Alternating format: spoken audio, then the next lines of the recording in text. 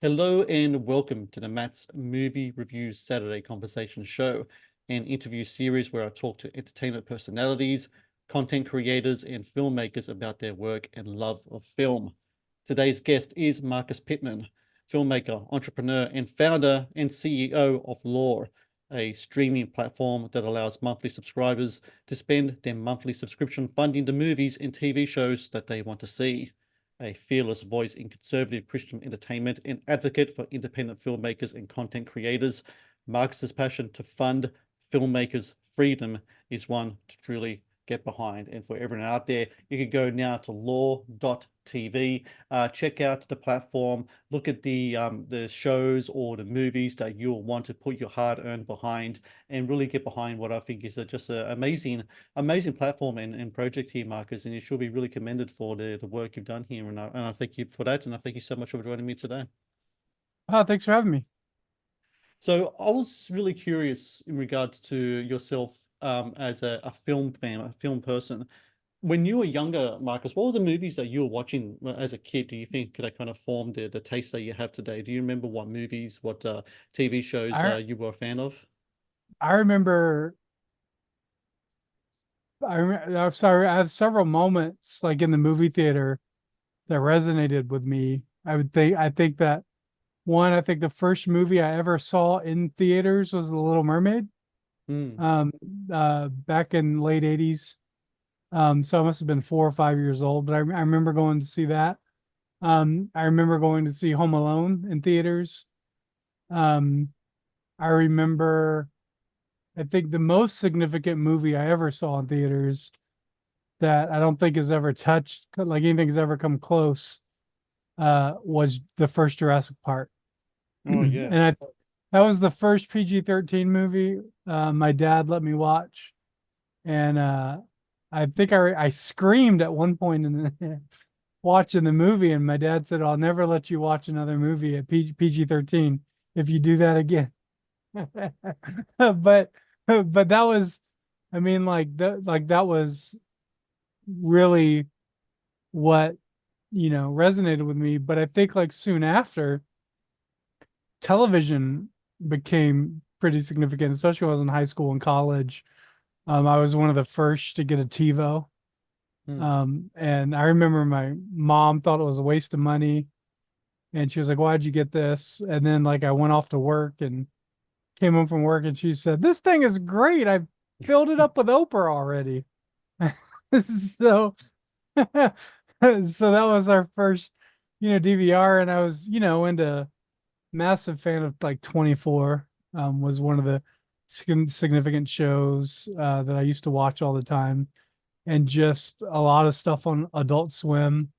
Um, Big fan of Space Ghost Coast to Coast, that sort of stuff that came on early Cartoon Network. And then Powerpuff Girls and Johnny Bravo and all of those shows early on. And I was just at the age where we had all the classics, right? So we had everything from the first NES system I had, the original Teenage Mutant Ninja Turtle cartoons. Yeah. Like it was just like a really classic time that we grew up in when it came to television. So I would say probably most of my influence is episodic, um, narrative storytelling. And then, as I grew up, you find uh, South Park. I just did a write up on South Park, and you more adult themed shows, HBO series and stuff like that. And so we kind of just grew up with that whole uh progression of television into what it is now. When, from the 50s to the 80s, it was all pretty much one note. Hmm. And then after the 80s, after of course Fox started Fox Network, and you've suddenly had Simpsons and Married with the Children, just the variety of content opened up all the way into, the 90s with In Living Color, Mad TV, fighting for Saturday Night Live dominance, and well, of course, MTV. Yep. Um, we got to experience all those shifts. And so, and we've seen the downfall of it too. We've gone from Teenage Mutant Ninja Turtles to being the height of success to My Little Pony, Mm. and you're just like, what the heck is going on? Right. And so yeah, so a lot of that. And then of course, as I mentioned, Pixar movies, I was just blown away by. And I think VeggieTales too, I would lump in there, the original VeggieTales stuff. So I remember that time fondly as well because I remember the first time Simpsons aired. I remember watching Ninja Turtles. I remember the first time South Park came out. South Park really blew everyone away because no one really expected that to be Yeah. available for us to watch because that was just like the shift between Simpsons and South Park. It was just like wow, or like this is just totally something Yeah, else and altogether. South Park's the one that remains culturally relevant now. Yeah, I have a Substack, and on my Substack I just did a write up on South Park and how it's continued to be influential and important, whereas nobody remembers The Simpsons is still on, yeah, right? exactly. And so, and a lot of that I think is really just to the freedom that Matt Stone and Trey Parker have, the Mm. systems they've created that makes it independent underground, and they can do an episode in 6 days. I think that really influences sort of a lot of why that show is still important. And also because they're not bound to leftist agendas and ideologies, and they're willing to make fun of it. And so I think that makes the show new and fresh every time it comes on. What I usually call Matt and Trey are equal opportunities offenders. They go Yeah, for everyone. that's right. Um, That's and right. that's what I love about the show as well. It's like, and you got to, I think it's a movie that not only, a show, sorry, that really helps you develop a tough spine as well. Because while Right. you're watching people, get get their, culture or religion or whatever skewed, you're going to get yours as well. And that's just part Right. of the parcel, right? And that's just how it works with them. Yeah, and the point of the blog that I wrote today was just that, what would happen if we let Christian artists have the freedom Matt Stone and Trey Parker have? Like Hmm. it would be incredible. Um, and everybody, whenever you say that, people go, "Oh, we don't need South Park vulgarity and raunchy humor in Christian films," but it's like that's not what I'm talking about when it comes to freedom. Yeah. A Christian who is free is not going to do that. And if you think they are, then you don't understand a lot of things in regards to, that. But what they need is the freedom to be able to offend their audience. That's something faith-based movies do not do.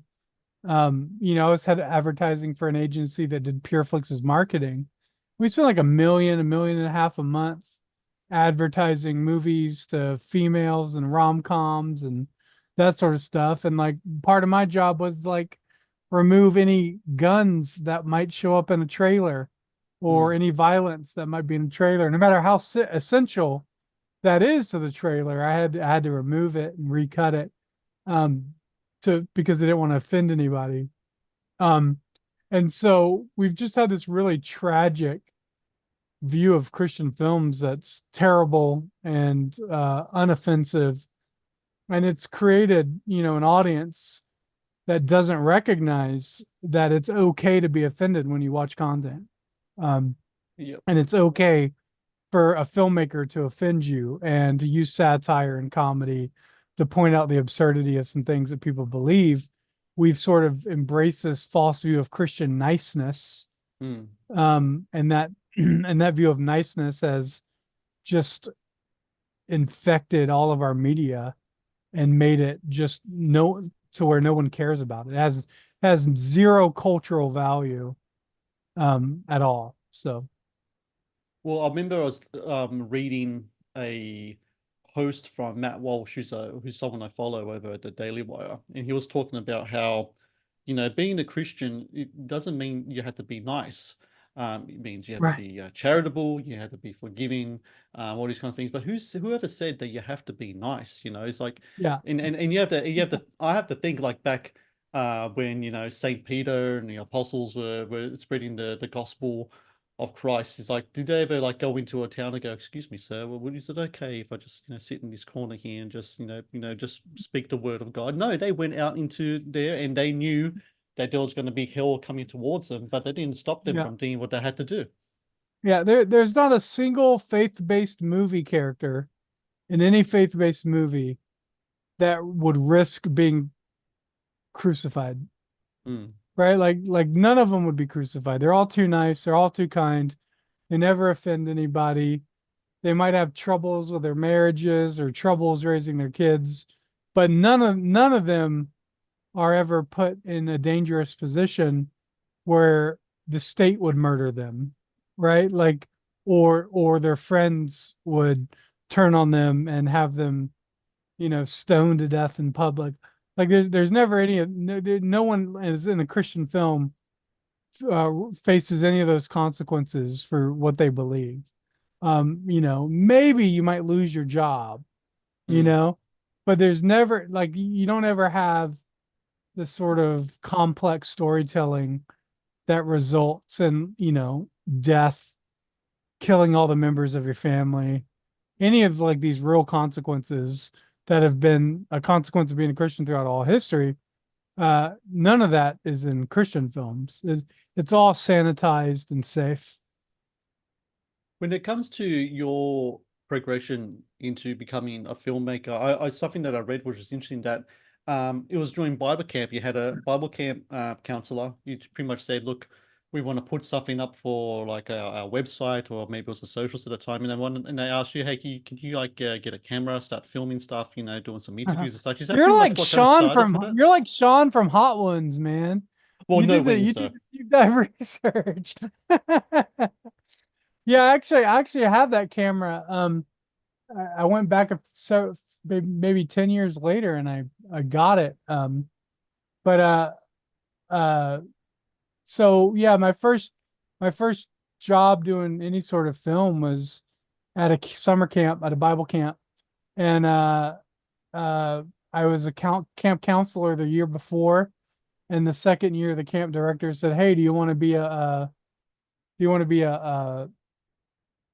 do you want to film the kids and then make a DVD of like highlights from the week, and then we'll sell that to the parents?"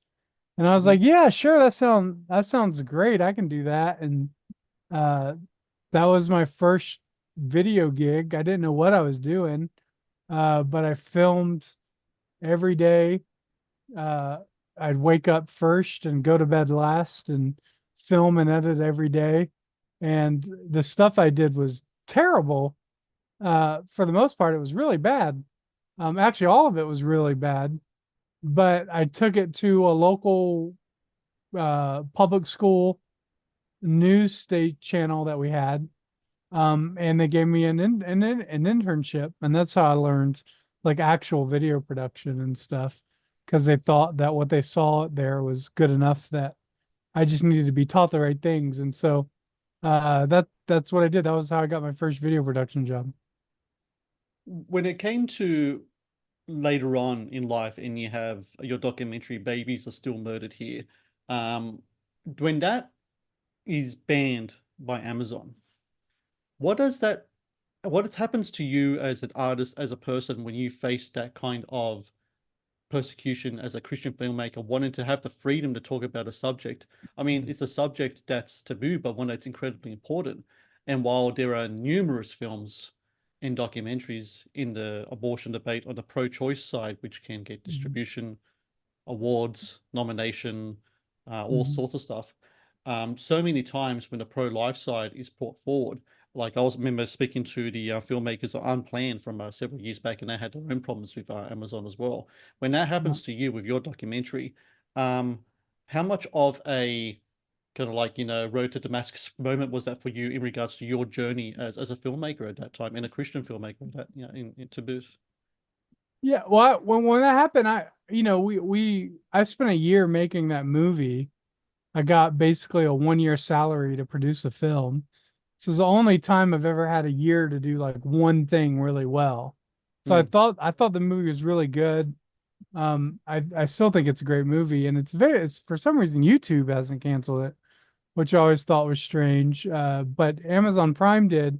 We had a big billboard up on the interstate telling people to watch the movie and on Amazon Prime, and then that got removed. And like my immediate thought was like, well, where do people like me go to make movies? Because they're not going to put a movie like that on PureFlix. Yeah. And there wasn't really a good system uh or distribution. There wasn't any distribution for, I guess you could say, more masculine Christian content, especially if Amazon was deleting it. So I just felt like this was a problem that needed to be solved.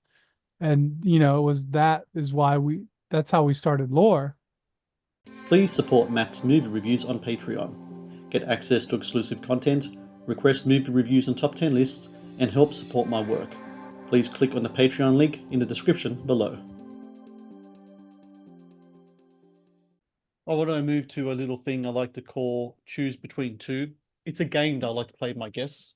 I'm going to give you two options, and you have to give me your answer and tell me why that will be the one you will go for. Are you ready to play? Yeah. Let's go to the first one. Favorite Christmas movie? Muppet Christmas Carol or Home Alone? Muppet Christmas Carol. No question. One of the best in the world. I remember reading that that was one of your favorite movies. Do you remember the first time you saw that one? No. I don't.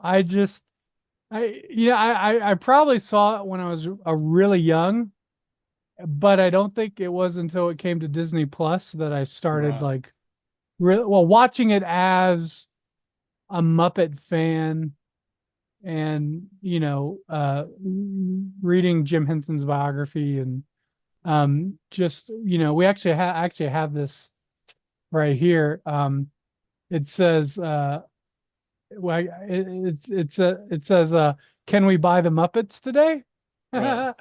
And I think every one of our founders at Lore has this same sticker Mhm. somewhere on their desk because it's like we want to get big enough that we can buy like IP back from the woke left. And but no, the Muppet Christmas Carol is significant because I think it was not too long. I don't Jim Henson, I believe, died before that movie came out.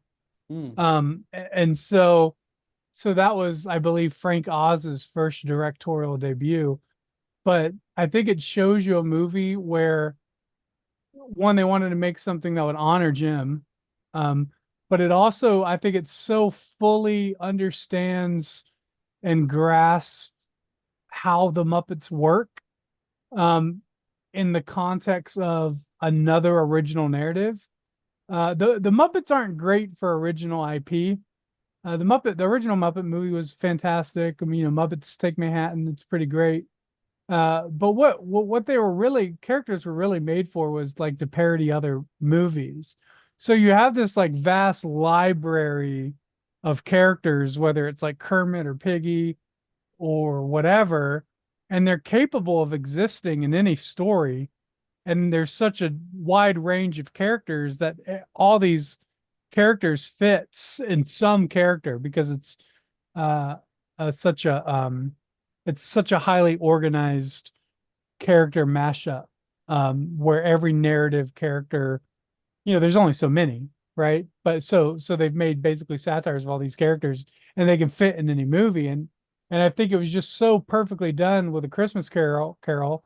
And not only that, I think it's the only Disney movie, there's not many, that specifically reference Jesus Christ and going to church. Mm. Because they didn't remove that from the original Christmas Carol, which of course is when Tiny Tim says, or Kermit says about Tiny Tim that he goes to church, or because I forget the exact quote, but it's like he goes to church because it reminds him of the one who causes the lame to walk and the blind to see. Mm. And so just like tremendous, like it's tremendous how one, it is a Muppet Christmas Carol, so it's silly and ridiculous and goofy, but it's also completely spot on with the original IP. And and it doesn't, and I actually don't even think it takes away from the original IP. I think it actually makes the original story better in Mm, some ways. And it's just, man, that's impossible to do. mm, And you have to really understand your characters. And then ever since Disney bought the Muppets, they haven't known what to do with them. yeah, You it's know, true, they don't very know how to true. make, they don't know how to make those stories and stuff like that. So Um, Mel Gibson or Clint Eastwood, kind of like actors, directors, kind of like outliers in the industry. Which ones do you prefer I the think most? Mel Gibson. I think Mel Gibson. Yeah, Um, I when you're talking about especially what you want to see as kind of like muscular Christian, filmmakers who want to put their reputations on the line and everything else, I think what Mel Gibson went through after the Passion was just a very significant example of that. yeah, I don't like again, yeah, that's one of the best. I mean, you have this movie who nobody would pick it up. No one would Yep. distribute it. Nobody, it had to be completely independently made. I think I think it was made for like $30 million and then it grossed 600 million in the box office. And you would think that that was a pretty good proof of concept that they would keep making more Christian movies at that scale. And that never happened. Christian movies got worse. They became more feminine. And to some degree, if I could put my tinfoil hat on for a minute, it was almost on purpose. They blacklisted everybody that worked on the Passion of the Christ. And so nobody had the guts to do it again.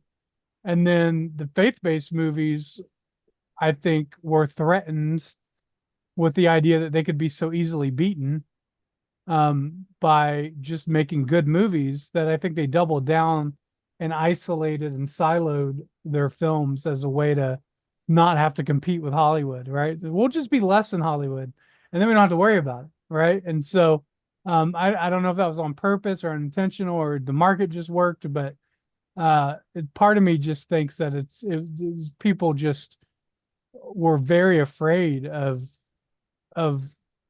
that's how prime for disruption the Christian faith-based market is. It only takes one movie to really just destroy everything that's been built, and for us to see how bad everything really is. Um, this one might be a difficult one, might be a controversial one, but I'm going to go ahead with it anyway. When it comes to the Christian faith-based film market right now, and TV, I guess, you have two big outliers. You have Angel Studios and Kingdom Story Company. Which of those two do you think is the better of the two in regards to the content they're putting out? Well, Angel's not a Christian company, so they're Mormons. I think that's important to distinguish. And I actually like Kingdom. I would put more trust in Kingdom in doing what they're going to do. I think in the long run, and they still have a box, right? Which is, I think their box right now is just Christian versions of the Johnny Cash movie. So whether it's something Christian music, some Christian music biopic, but they have to get out of that. I hope they do. I think they will. And when they do, I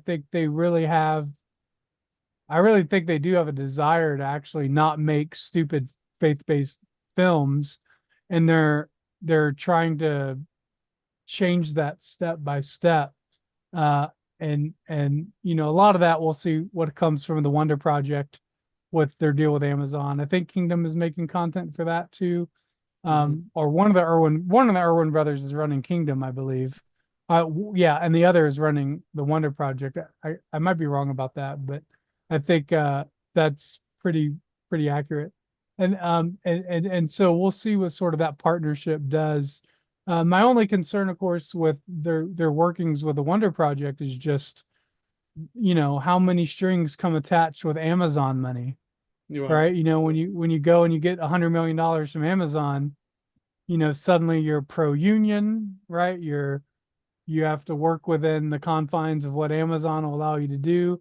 You're not going to have any stories of, homosexuals repenting of homosexuality that Amazon would let you play.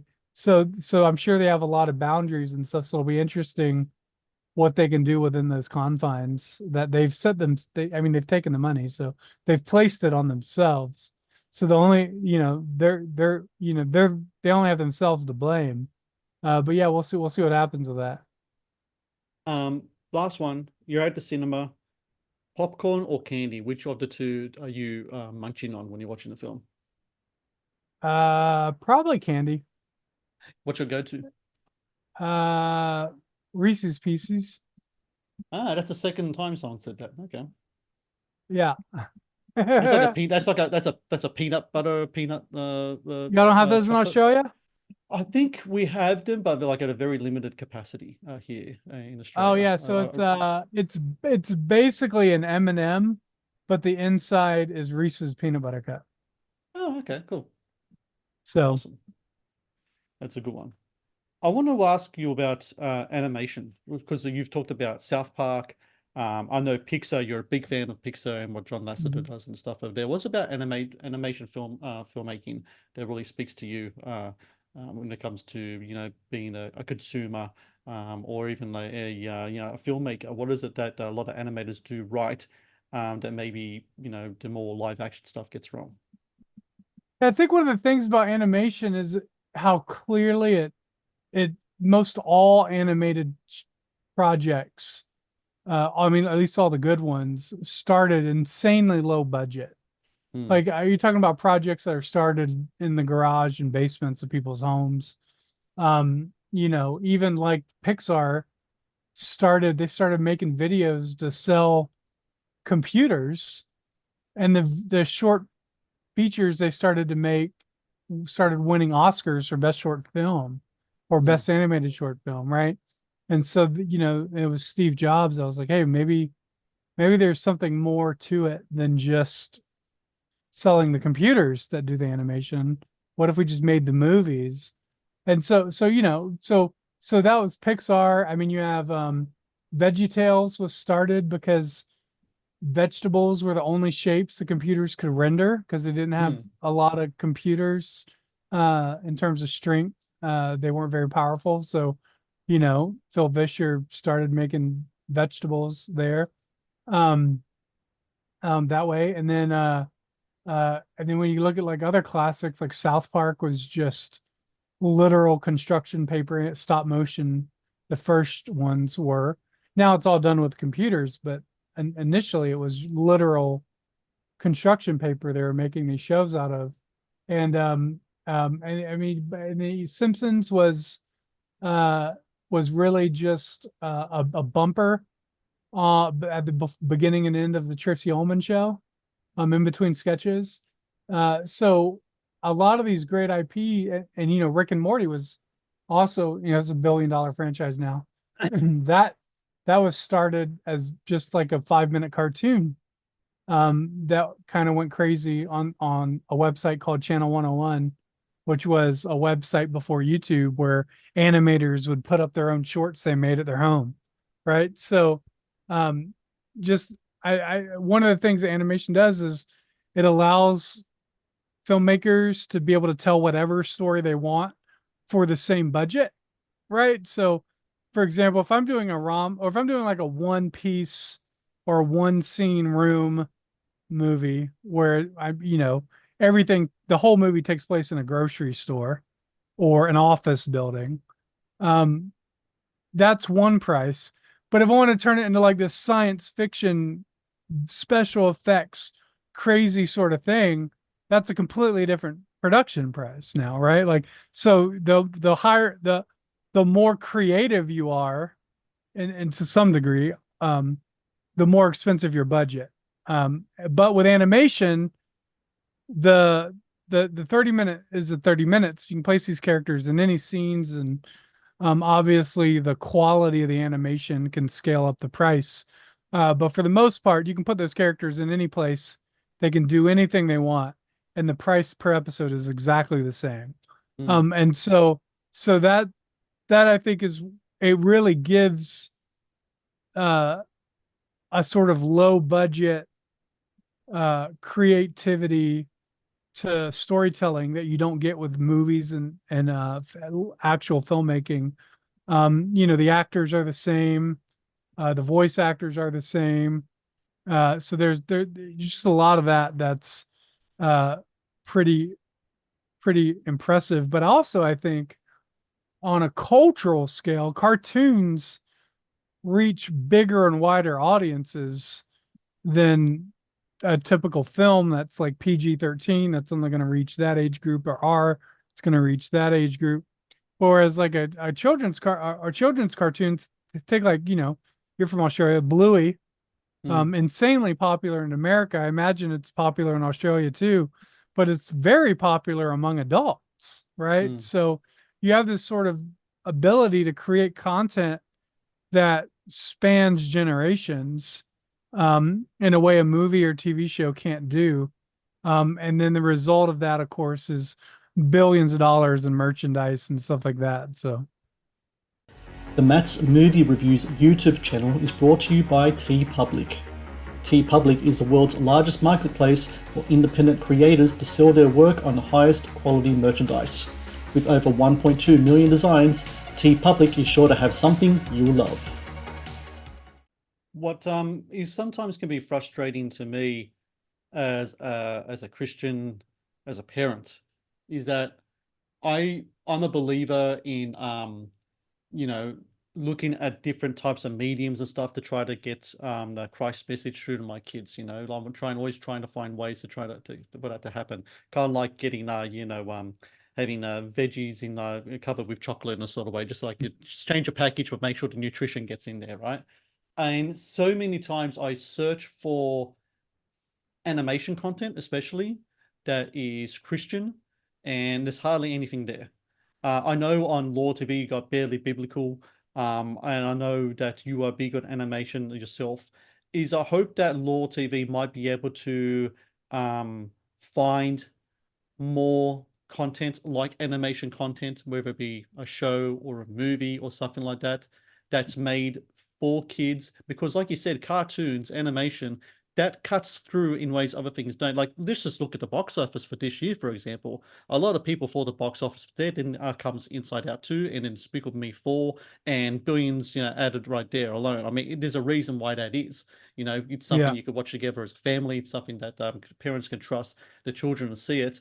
And then the flip side of that as well, Disney is kind of dubious these days, and not many parents trust Disney anymore. So I think as Christian parents especially are looking for animation content. I know I am, that I can give my kids. Is I hope that Loor TV would hopefully unlock more animators to come out of the woodwork, Christian animators specifically, and put their skills towards making more faith-based animated content.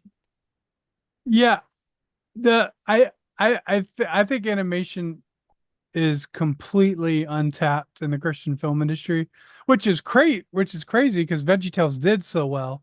Hmm. For some reason, we're really good at like doing one thing really well and then never even trying to do it again. Yeah. Passion of the Christ, VeggieTales. So Sorry to interrupt, but I think it just what happens is that people just get content. It's like, oh, we got the one thing, that's good enough. And I was like, no, yeah, no, no, we no. got the one thing. Yeah, it's like, Yeah, no, that's not right. You got to keep pushing. You got to keep moving yeah. forward. That's one of the things that's important at Lore is, because our subscribers fund the content with their own money directly to the artists, the expectation is that the artists are going to fail over and over and over again, and eventually we'll get a VeggieTales, Hmm. and eventually we'll get, some other amazing IP. But what we have to do is we have to create these systems that allow artists to fail over and over again. But to answer your question about animation, first off, you should just be asking yourself, why hasn't that happened already? Yeah.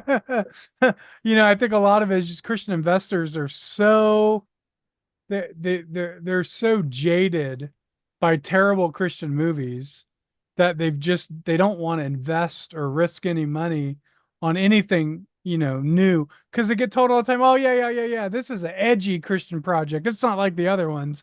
And then it is.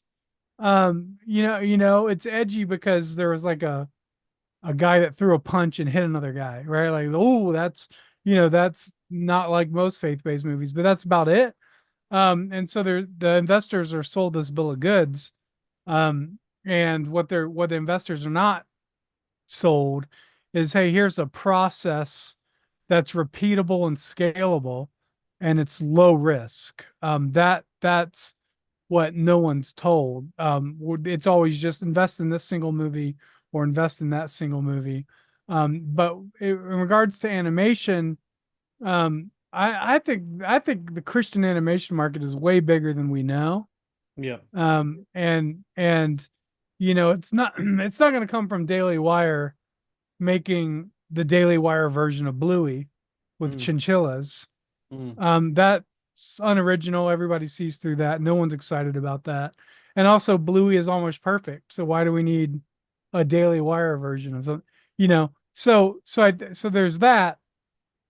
And but think about this. We haven't even begun yet to tap into what Christian adult animation looks like, Mm. right? And you know, whether that's uh you know, we have a show on Florida Lee called Florida Lee on Lore. And it's not really a faith-based show, although there's references to faith. The creator is a Christian, that sort of stuff. Um, but there's not a there's there but it's more for older individuals than it is for kids. Although kids can enjoy it too, and so it's more in the vein of Adult Swim than it is in the vein of Nicktoons, and or maybe even in that in between. But so I think there's a massive untapped market for Christian animation for all ages. Um, but that's just really going to require that investors stop investing in the same old garbage and like actually take some significant risk and you know, be brave and with their capital on developing new IP. It's the same problem. Like Disney doesn't want to develop new IP. Christians don't want to develop new IP. Nobody wants to take the risk. But the first people to do it are going to do so insanely well that it's going to be amazing to see. I agree, wholeheartedly. I want to move to a different game I like to play. This is called Rapid Fire Questions. I'm gonna throw some questions your way. Let me know your answer as soon as it hits your, just as soon as you think of it, and we'll try to expand on it if we can.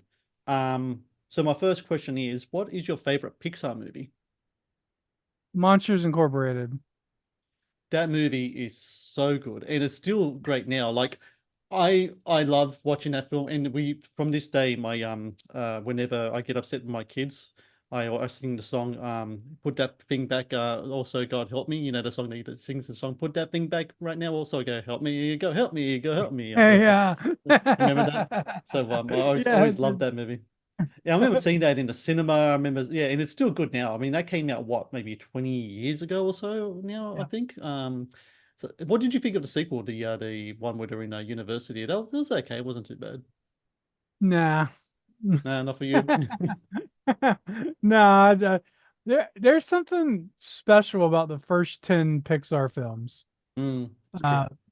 Uh, Disney was always a part of it, but once they acquired Pixar, I think things just went out the window. The bureaucracy of Disney just destroys the content creation process, and I don't think Pixar was able to keep to themselves their systems that they normally had, and it's just destroyed Pixar. Like I don't even get excited. Inside Out 2, I want to go see. I heard it was really great, but I just haven't got excited enough to go to the theater and see a Pixar movie, Mm. which is crazy because I was always like opening night sort of thing. And yeah, so um yeah, but it's Monsters Incorporated is great because it's a great meta on you know the whole horror versus laughter stuff on Mm.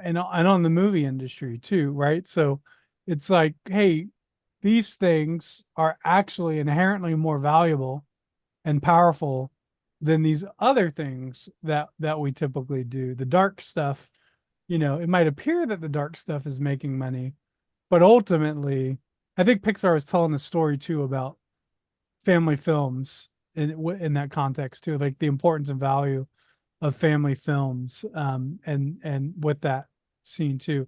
So it's just tremendous film. It is, it is. Inside Out 2, I did get to see with my kids a couple of weeks ago. It's really good. It is. And I haven't seen a Pixar film. I remember there was a bunch of Pixar films that came out during the pandemic that went straight to Disney Plus. I didn't watch those. They might have been good, I'm not sure. I forgot what they were called. But so Inside Out 2 was one of the first Pixar films I've seen in quite a while in the cinema, and I actually quite liked it. I was kind of concerned considering that the main character is going into puberty, whether they're going to do that whole Disney thing that they usually like to do and delve into issues that are not for kids. But they actually handled it really well, so I was really, really Yeah. glad with that. The red panda one was the one Yeah, that, what was it? That was the one that went the gross way of puberty. yeah, Yeah, Pixar tends to stay know where the lines are. So yeah. Um, who is your favorite filmmaker, Marcus? I say John Lasseter. I think obviously is up there. I also I have a lot of respect for his movies aren't the best in terms of uh Christian values. But I think Quentin Tarantino is probably Mm, up there. Um, I for sure. And then I think Tim Burton. mm, And the reason I say Tim Burton and Quentin Tarantino is because it's very few, and Wes Anderson would probably be in there in that line too. It's very rare to have filmmakers that you could watch a movie and not know who made it and know who made it. mm, Like Tim Burton for sure, the artistic style, the music, everything about a Tim Burton movie is iconic. Same thing with Wes Anderson and the classic centering of the shots and the way he tells stories is iconic. And then Tarantino, the dialogue and the writing, yeah, yeah. um, is amazing. I also like, this is lesser known, but I like Aaron Sorkin a lot. He's probably Hmm. one of my favorite writers. The West Wing was incredible. And then you have, even his Lucy and Desi movie he just did for Amazon recently was really great. And then of Mm. course you have Moneyball and the Facebook, that sort of stuff is, I mean, the really great. Like his writing is insanely good. And so but he's like a radical liberal. So But that's you have to but navigate through that stuff. But Yeah, but that's okay. Like my thing always has been like the politics or the faith or whatever of a filmmaker. It's to me, it's just all about the work. Now, if the work itself kind of projects mm. certain things that are kind of like, it's like that's not really what I kind of believe in and such. Even then, it can still be a good movie, right? Even if Yeah, I the think I beliefs think behind behind. The West Wing promoted liberalism, Mm, but it did so very well. yeah. And I think that's what makes good political satire, I think, or political writing, is that even if you don't agree with what the point or the message of that is, you can still go, man, that was really good. And it was presented really well. And I don't think Sorkin like hit you over the head too hard with it in the West Wing. Um, and a lot of that was just because it was like, during the time of 9/11, Mm, everybody had a lot of respect for the Oval Office and George Bush at the time. mm, And so there was like a lot of respect for the office of the president that doesn't exist. You can never do the West Wing now. no, Um, but because our government doesn't even take the West Wing seriously. And so but during that time, it was just during this height of, and the show was insanely American, insanely patriotic, which a lot of Aaron Sorkin stuff is. It's very, I mean, even like the Lucille Ball movie that he did was anti-communist, right? yeah, And so, um, and it managed to articulate Lucille Ball's supposed communism pretty well, with the McCarthy trials and stuff. And so it was just, I thought that was really well done. And and Moneyball, of course, is baseball is nothing's more American than baseball, and of course Facebook and stuff. So it's all very just very well. He does biopics really well. Mm. He's a historian, I think, as much as he is a film writer. Um, I got one here, and I asked everyone this question, and I'm really curious about your answer is. Is Die Hard a Christmas movie? Yeah. I can't imagine why it's not a Christmas movie. There's it's during Christmas time and there's Christmas trees. Isn't there even Christmas music in it too, I believe? Mm-hmm. Mm-hmm. Yeah, of course. Yeah. So in that context, then, if Die Hard is a Christmas movie, then Lethal Weapon could also be described as a Christmas movie. Man, I haven't seen Lethal Weapon in a long time. Are there references to Christmas in Lethal Weapon? It's set in Christmas. Yeah, There's then Christmas yeah. music.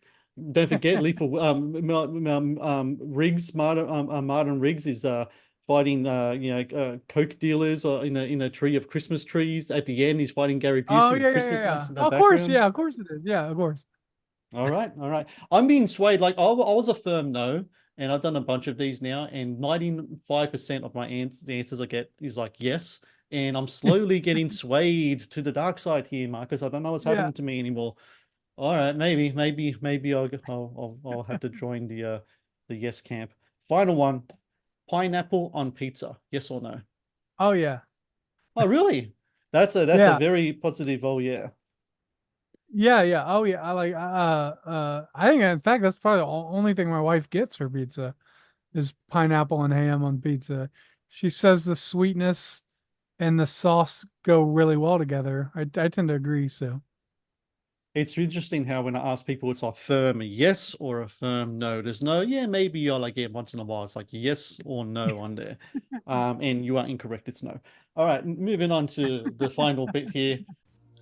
The Matt's Movie Reviews podcast is brought to you by Amazon Prime Video. One of the best on-demand streaming services available, Amazon Prime Video features exclusive Amazon originals as well as popular movies and TV shows. Watch Amazon Prime Video anytime, anywhere. I want to talk about Loor a little bit before we finish. So 2020 is around the time. Am I correct? Around 2020 is around the time that you started thinking of the concept for Loor TV, Yeah. Marcus? Yeah, we And spent it, about 2 to go 3 ahead. years in development of it before we launched last year. So, So when from what I can understand in regards to talking to you, just reading about interviews and stuff like that, there's the three kind of things that you really want to look at is the freedom for filmmakers, and you wanted to also, excuse me, so you want to, and you also to be able to fund the stuff through the consumer. You wanted the consumer to be the person to fund it. It's kind of like it's a very interesting kind of streaming model that you yeah. have with Loor. Um, when it came also to the types of films or the types of shows that you want to have on there, it's very clear to me as well that you're looking for stories that are kind of like, um, you wanted to make brave content. You wanted to have kind of masculine content on there. You want to be kind of different to the rest of, especially in regards to like a faith-based content or conservative or content, different to what everything is out there. You want to be able to kind of like not have it be kind of like go through levels of bureaucracy and be watered down by the time it gets to the screen. You want to make sure that it was like raw in the intentions that the filmmakers have there. Is that correct in my assumptions? Yeah, I think, one of the biggest problems with Christian media is executives, right? Like it's not a lack of talent, it's not a lack of money. It's just executives in the Christian media space that think this is what a Christian movie is. Hmm. And filmmakers, as we started talking to filmmakers, they're just absolutely fed up with it. They there's a there's a formula that Christian films have, and it's, whether or not a movie has a puppy, a horse, a dog, and a girl. Uh, let's see, a puppy, a horse, a girl, or some tragic event like a car crash or cancer. Like that's the formula they look for in making a Christian movie. And then when we started going to Christian film festivals looking for filmmakers, everybody was pitching us like the worst nonsense you could imagine. And we're just like, Mhm. what is going on? You're like insanely talented. You've worked in Hollywood. We talked to people that worked for Marvel movies and, insanely talented. We're like, why'd you pitch this? And they're like, well, because this is what we were told sells. Mm, And so you have this just massive problem of filmmakers who are just like tired of having to make nonsense or go to Hollywood and make, corrupt pieces of content. And so we were just like, well, look, man, like if I got this Christian filmmaker guy and he's looking to like not make stuff like Hollywood makes, and he's trying to get out of Hollywood, I, I can trust him to make whatever he wants. And I know it's not going to be Hollywood. mm, Uh, so, so like the worst thing that's going to happen is they're going to make like an overly weird faith-based film that is more in line with like the Hallmark rom-com movies. But I think for the most part, nobody wants to make those anyway. There, right. you don't see people grow up and say, I want to make, God's Not Dead 7. Mm, Like nobody wants to do that. Nobody wants to make God's Not Dead, but they take the check because it's a check. And so so our idea was like, what if you just freed filmmakers and didn't put any restrictions on them? Although we have two. One is no encouragement of blasphemy, and the other is no nudity. mm-hmm, And so those are the only two things. But adult language, violence, like if you want to do that, you can do that. As just we just encourage them like, hey, make sure it makes sense if you're gonna do it and it's not overly vulgar or anything like that. And nobody really wants to do that anyway.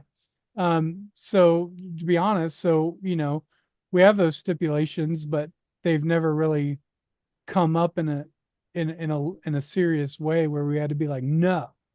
Although there was a movie where one of the actors had bullets fly over his head and he said Jesus Christ in a cuss word, the actor did. And the episode got released and the audience found out about it and complained about it. And the filmmaker said, oh my goodness, that was not in the script. And I missed the actor saying the actor actually said that when he was acting out the scene and it was under his breath and the mic barely picked it up. mm, And so he agreed. He's like, hey, thanks for bringing that to my attention. I'm gonna actually edit that out and re-upload a new version. But I think we saw it and our policy was, well, it's not an encouragement of blasphemy, and it makes sense when the character does it. But we didn't know that it wasn't in the script or that the actor said it without the director's knowledge. But it was a beautiful thing to see the audience come together and voice something wrong with the film, and for the filmmaker to go, "Oh, you guys are right," and mm, actually re-edit the film. Like that doesn't happen anywhere in Hollywood. Like when you see a movie, that's the movie. Right? And like no matter what the audience, if the audience could complain about, trans people in movies and they could be cut out after the movie was, that'd be amazing. mm, But it doesn't work that way. But mm. our motto it does because our audience is the consumer and they're spending their money on the project. And so it was really cool to see. Now, not every filmmaker is going to agree. And some filmmakers are going to be like, well, that's the movie. I'm done with it.